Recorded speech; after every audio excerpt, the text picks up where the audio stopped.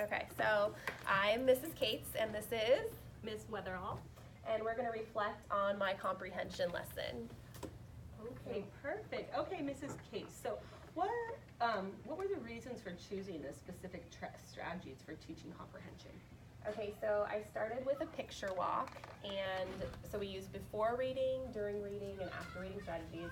And during the picture walk, we were previewing the text and just building our background knowledge and trying to figure out the story before we actually went to read the story. In kindergarten, their brain is so focused on decoding that sometimes my students get lost in the comprehension. So previewing the text is a strategy to help them understand the beginning, the middle, and the end, who the characters are, what the setting is, before they actually go and read the words. And so then I also pre-taught them the vocabulary. Oh, I think that's a fabulous strategy, because sometimes I agree it's hard for the students when they don't know the meanings of the words. Can you give me some examples? Yeah, so like at the beginning of the story, one of the students thought that the frog was going to go on a treasure hunt because she saw the map. And then I realized that she didn't really know what the word coast was. And the other students couldn't really define the word coast in their own words. And so that was one of the vocabulary words that I taught to them. So. Okay, I loved that. What was it? What do you think in your instruction, your direct instruction in your lesson? What do you think was the most effective strategy or thing you did? I think using an engaging text that's fun with fun characters, and then also pre-teaching the vocabulary was super helpful, because then when they came to the word in the story, they had already heard it, talked about it, they understood it, and they were ready to move on. And I totally agree with you. I think sometimes for me as a teacher, you can sometimes forget that some words that we know that you think are so like easy, that these students at this age don't have that understanding yet. Yeah. So I think that's amazing. I think that's a great idea. Areas of strength in your teaching. What do you think went well? I think just responding to student needs as they come up, because you can plan these lessons into every detail, but then you really have to be able to respond to what their needs are in that moment, even behavioral needs with some of the students, like, you know, getting off task and being able to have them at a small group and redirect them right away.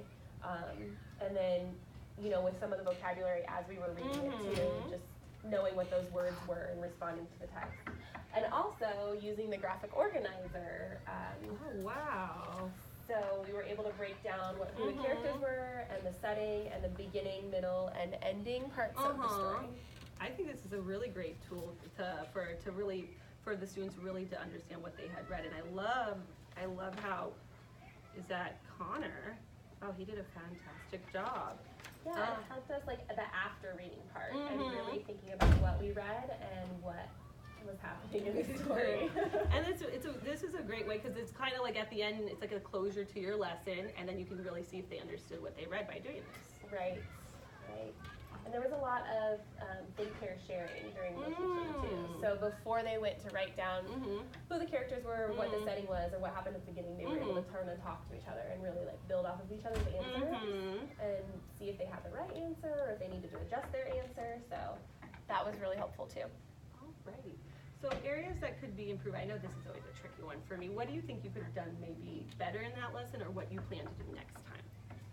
Yeah, so I was going to use the technology piece just to help them with vocabulary words as they came up in the story, but I think next time I realized after reading the story that some of the kids didn't understand the meaning of the word sail or what a sailboat was, because they've never been on a sailboat and they don't have that background knowledge. So I was thinking next time I could even pull up a video of a sailboat going across the ocean and show them how the sail works, and just show them a video of the sailboat going across the ocean, so they sort of understood that in the story. I have just a few.